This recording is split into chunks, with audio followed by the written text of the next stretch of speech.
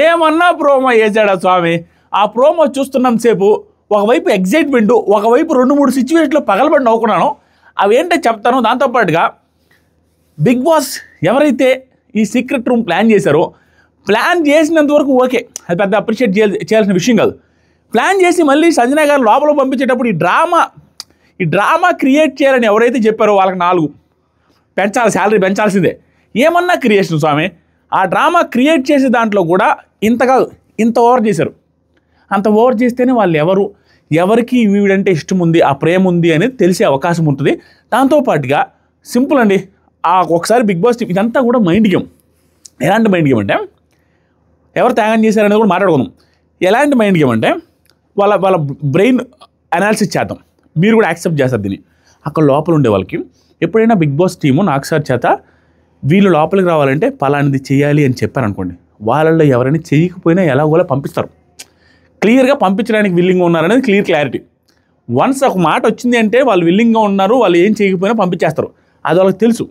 Still వాళ్ళు దీన్ని prove చేసుకోవడానికి ఎంతైనా చేయడానికి వాళ్ళకు ఒక ఇది వచ్చినట్టు, వాళ్ళకి ఒక స్టెప్ స్వామి. అక్కడ ఎవడైతే షైన్ అవ్వకుండా ఇన్ని రోజులు ఉన్నారో, ఈ ప్రాసెస్లో నాకు సార్ చదివారు చూసారా, అది ఏ ఒక్కటి ఎవరు చేసినా, పెద్దవి ఎవరైనా చేస్తే వాళ్ళు ఈ సీజన్ మొత్తం షైన్ అయిపోతారు. అట్లీస్ట్ 2-3-4 వీక్స్ ఎలిమినేట్ అవ్వరు. ఏంట్రా వీళ్ళు ఇంత ప్రేమ సంజన గారి మీద, దాంతోపాటు ఇంత బోల్డ్ డెసిషన్ ఎలా తీసుకున్నారు అనే ఫీలింగ్తో కొంత లైమ్ లైట్లోకి వచ్చేస్తారు. ఆ అవకాశాన్ని వాడుకోవచ్చు తెలివిగా వాళ్ళు.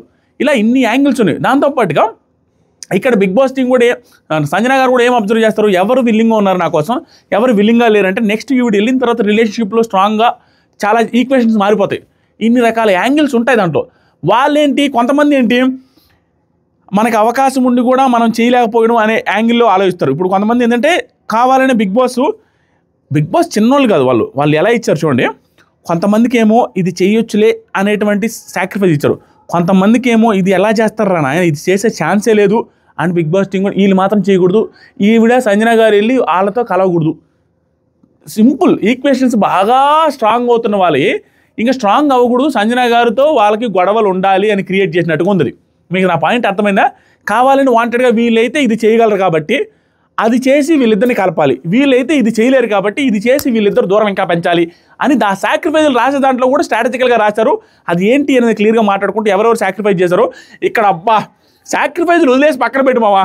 సంజన గారికి ఆ మహానటి అనిపించింది నాకు. సంజన గారికి ఆస్కార్ అవార్డు ఇచ్చేసేయాలి. ఏమన్నా మహానటి స్వామి, అదేమి యాక్టింగు.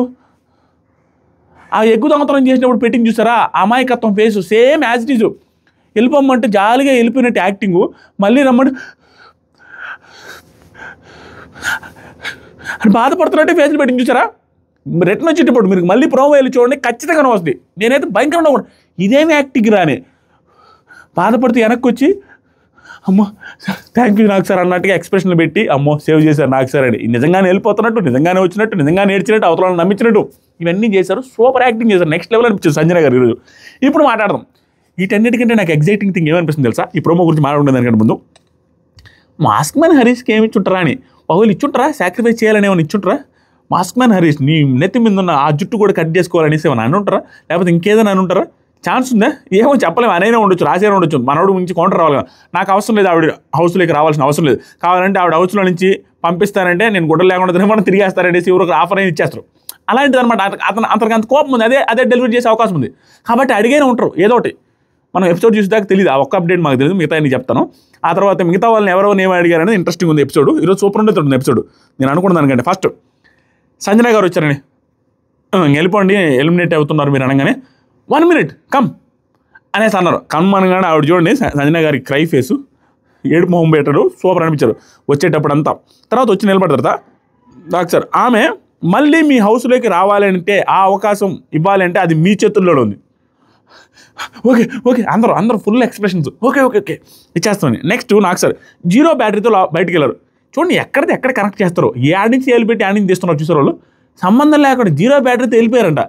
అక్కడ 0 బ్యాటరీ ఎక్కడ 10% ఉండింది కదా, లేదా ఉండింది కదా 0 బ్యాటరీ అంటుంది. నాకు అర్థం కాల. 10% ఉండింది కదా, సుమన్ శెట్టి కదా అయిపోయాము 50 ఉండింది, 40 తీసుకున్నాడు, 10 ఉండింది. ఇక్కడ ఏదో సింక్ చేయాలని సింక్ చేస్తుంది. 0 బ్యాటరీతో వెళ్ళారు. నేనేమైనా మిస్ అయ్యానా మీరు కామెంట్ చేయాలి. 0 బ్యాటరీతో వెళ్ళారు. ఇప్పుడు 100% బ్యాటరీ ఫిల్ చేస్తే ఆవిడ లోపలికి వస్తారట. ఇప్పుడు మీరే ఫిల్ చేయాలి.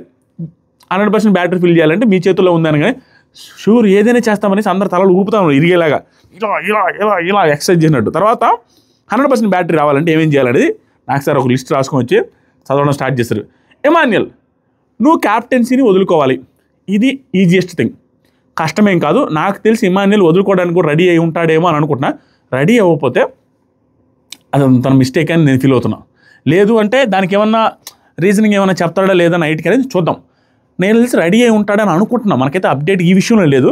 రెడీ అయి ఉంటాడు ఎందుకు అనుకుంటున్నానంటే ఎమాన్యుయల్ మైండ్ సెట్ ప్రకారం తనకి సంజన గారు అంటే ఇష్టం ఉండేదాన్ని బట్టి తన ఎమోషనల్ అయ్యే సిచ్యువేషన్ బట్టి చూస్తుంటే క్యాప్టెన్సీ అనేది 1 వీక్ కోసమే, దట్టు అతను ఏమీ ఇమ్యూనిటీ కోరుకునే వ్యక్తి కాదు, కంటెస్టెంట్ టాప్ కంటెస్టెంట్ కాబట్టి తనకు ఓటింగ్ పడుతుంది తనకు తెలుసు కాబట్టి ఎవ్రీ వీక్ వచ్చి నాగార్ సార్ పొగుడుతూనే ఉన్నారు కాబట్టి తను ఎలాగో ఎలిమినేట్ కాదు కాబట్టి దీన్ని ఇమ్యూనిటీ కోసం వాడుకునే దానికి కాకుండా తన స్ట్రెంత్తో ఆడి గెలుచుకున్నాడు కాబట్టి ఒకసారి క్యాప్టెన్ అయ్యాం కదా, నేను ప్రూవ్ చేసుకున్నాను కదా, కావాలంటే మళ్ళీ ప్రూవ్ చేసుకోగలను, మళ్ళీ అవ్వగలను, కానీ అమ్మ రాదు కదా అనే పాయింట్తో అతను సాక్రిఫైస్ చేయడానికి రెడీ అయ్యే ఉంటాడు. కానీ దానికి 25% మాత్రం ఇవ్వడం వల్ల దారుణం. 25% అన్నారు. నెక్స్ట్ సుమన్ శెట్టి గారు చూద్దాం. సుమన్ శెట్టి గారిది ఇతనైతే ఇచ్చి ఉంటాడు అనుకుంటున్నా. ఇవ్వకపోతే మాత్రం తనది తప్పే అని నేను ఫీల్ అవుతున్నాను యాజ్ ఆఫ్ నో. అది సాక్రిఫైస్ చేయకుండా ఉంటే మాత్రం అది మాట్లాడదాం నైట్కి. నాకు తెలిసి సాక్రిఫైస్ చేస్తారనుకుంటున్నా. నెక్స్ట్ సుమన్ శెట్టి గారు, సుమన్ నువ్వు ఈ సీజన్ మొత్తం సిగరెట్లు మానేయాలి. చూడండి యాడికి లింక్ పెడతారు చూడండి, ఏం బుర్ర వాడతారో.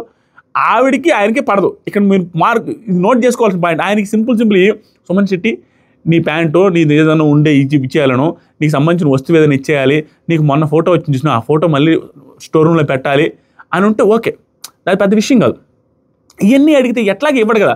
ఇవ్వకుండా రైవల్రీ పెంచాలా, ఇవ్వకూడదు, ఆ ఫీలింగ్ ఉండాలి అన్నట్టుగా స్మోకింగ్ చేస్తావు కదా, సిగరెట్లు సీజన్ అంతా ఆపేయాలంటే లేదు సార్ నేను ఇవ్వను సార్ అని డైరెక్ట్ చెప్పేశాడు. మంచిది, ఇంకా ఎలాగో ఇవ్వలేడు ఎందుకంటే ఆయనకి విత్డ్రాల్ సిమ్టమ్స్ ఉంటాయి. చూసారా ఆ స్మోకింగ్ ఇది ఎక్కడ దాకపోయిందో. ఆవిడ దొంగతనం చేయడం తప్పని ఆ రోజు చెప్పాను. ఆ దొంగతనం చేయడం వల్ల వీకెండ్ దాకపోయింది ఆ స్మోకింగ్ పాపం. ఆయన ఇవ్వనని చెప్పాడు. గుర్తుపెట్టుకోవాలి, వీళ్ళకి ఇష్యూలు మళ్ళీ ఇంకా కంటిన్యూ అవుతూనే ఉంటాయి. వీళ్ళిద్దరు కలవాలని బిగ్ బాస్కి లేదు, నాగార్జున సార్ కూడా లేదు. ఇంకొకటి ఇంకా నాకు ఆలోచన హరీష్ ఏమి ఇచ్చాడా, హరీష్కి ఏం రాసి ఇచ్చారా సాక్రిఫైస్ చేయమని అని ఆలోచించదానికంటే నాకు టెన్షన్లో ఉన్న విషయం ఏంటంటే భరణి గారికి ఏమి ఇచ్చారా, ఆ లాకెట్ వెనక్కి పెట్టేసి స్టోర్ రూమ్లో అని ఉంటారా అనిపిస్తుంది నాకు. ఇది లీక్ కాదు తెలీదు, జస్ట్ థాట్ ఇప్పుడు వచ్చింది. భరణి గారికి నీ దగ్గర ఉన్న లాకెట్ అమ్మ గురువు లాకెట్ ఎదుగుతుందో దాన్ని స్టోర్ రూమ్లో పెట్టేయాలి, అది మీకు ఇప్పుడు రాదు, సీజన్ అయిపోయిన తర్వాత తీసుకోండి, వీళ్ళు లోపలికి వస్తారని అనుండే అవకాశం కూడా ఉంది.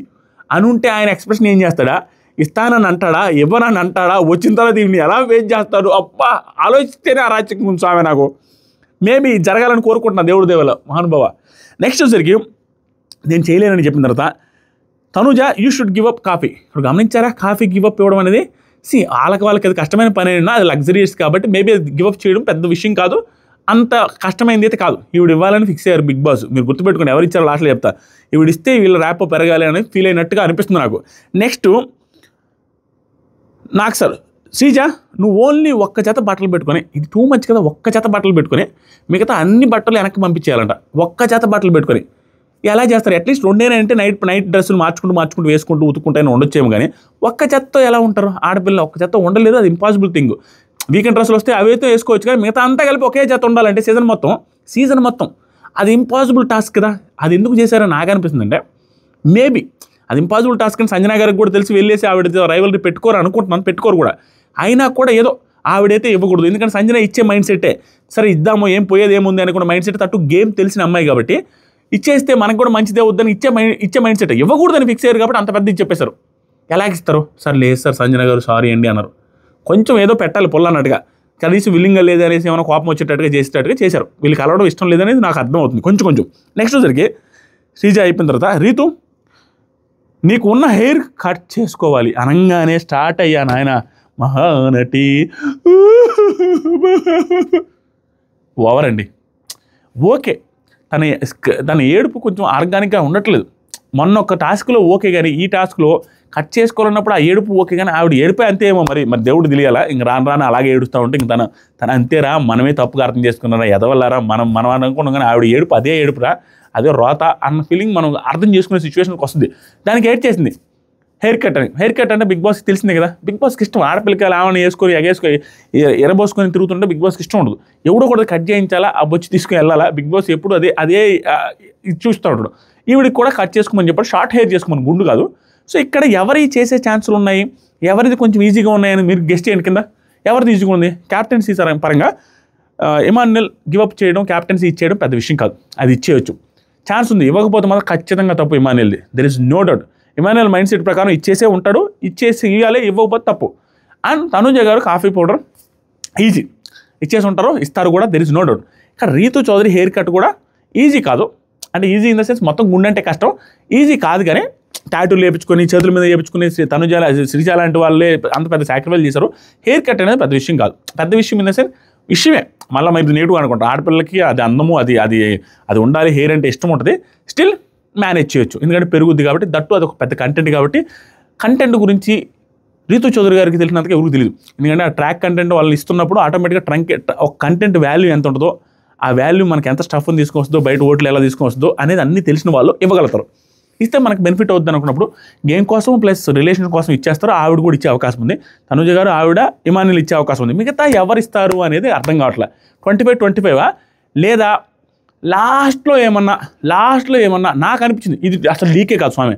అందరినీ అడిగి 100% ఫిల్ అవ్వట్లేదు అన్న టైంలో, ఎవరు ఇవ్వట్లేదు అన్న టైంలో ఏమన్నా లాస్ట్గా రీతు నీ హెయిర్ కానీ ఇది కానీ ఇచ్చేస్తే పర్మనెంట్గా లోపల పంపించేస్తాననేసి ఏమన్నా అన్నారా? లేదంటే హెయిర్కి ఏమైనా 50% పెడితే తనుజ గారు 25, ఇమాన్యుయల్ 25 అని పెట్టి 100% అని ఫిల్ చేస్తున్నారని చూడాలి. అండ్ ఇంకొకటి ఇంట్రెస్టింగ్ థింగ్, భరణి గారికి ఏం చెప్పారు, అమ్మా గురువు లాకెట్ తీసుకొని వెళ్ళి స్టోర్ రూమ్లో పెట్టాయా అంటే ఆయన ఎక్స్ప్రెషన్లు, ఆయన మాటలు ఏం మాట్లాడతారా, దానికి సంజన గారి రియాక్షన్ ఎలా ఉంటుందా, లోపలికి వెళ్ళినందరూ ఏం చూస్తారని చూడాలి. నాకు అది ఇంట్రెస్టింగ్ ఉంది. అండ్ మాస్క్ మ్యాన్ హరీష్కి ఏమైనా రాశారా? హరీష్ నువ్వు కూడా ఏమన్నా ఇస్తావంటే మాట్లాడొద్దు అనేసి అని ఉంటాడు. చూడాలి ఎలా ఉంటుందో. వెరీ ఇంట్రెస్టింగ్ అండి. Eagerly waiting for episode. అంటే వీళ్ళు ఎలా ఉన్నారు, ఎలా మాట్లాడారు, ఎలాంటి మాటలు మాట్లాడారు, మనం అనాలిసిస్ చేసుకునేటికి, మనం డిస్కస్ చేసుకునేటికి, ట్రోల్ చేసుకునేటికి మంచి స్టఫ్ అయితే దొరికిపోతుంది అనిపిస్తుంది. మీకేమనిపిస్తుంది? అండ్ మొత్తం మీద సాక్రిఫైస్ చేశారు. ఆవిడ లోపలికి కూడా వెళ్ళిపోయారు. శనివారం ఎపిసోడ్లో పార్టిసిపేట్ కూడా చేశారు. స్టార్టింగ్ ఆఫ్ ద ఎపిసోడ్లో ఇదంతా జరుగుద్ది కాబట్టి అదేం ప్రాబ్లం లేదు. సంజన ఫ్యాన్స్ ఏం వరీ అవ్వాల్సిన అవసరం లేదు. భలే అనిపించారు సంజన గారి యాక్టింగ్ మాత్రం మహానటి, ఇన్నోసెంట్ స్పేస్ పెట్టి. సో కొత్తగా ఎవరైతే చూస్తున్నారు మన ఛానల్ని సబ్స్క్రైబ్ చేసుకోండి. మనం 1 million సబ్స్క్రైబర్స్ ఈ సీజన్లో రీచ్ అవ్వాలి. దాని దగ్గర కంటెంట్, దాని దగ్గర కష్టం నేను చేస్తాను. మీ వంతు మీరు చేయండి. అండ్ వీడియోస్ నచ్చిన ప్రతిసారి చూసేటప్పుడు లైక్ చేసేయండి. ఇంకా మాట్లాడాల్సిన అవసరం లేదు, అడగాల్సిన అవసరం లేదు. లైక్ కొట్టేసేయండి, కామెంట్స్ చేసేయండి. Thank you so much, love you all. Comment సెక్షన్లో ఫస్ట్ కామెంట్ ఇన్స్టాగ్రామ్ లింకు, దాని కింద కామెంట్లో వాట్సాప్ ఛానల్ ఉంది, ఆ రెండింటిలో ఫాలో అవ్వండి. బిగ్ బాస్ అప్డేట్స్ వస్తూ ఉంటాయి. Thank you so much, love you all, bye.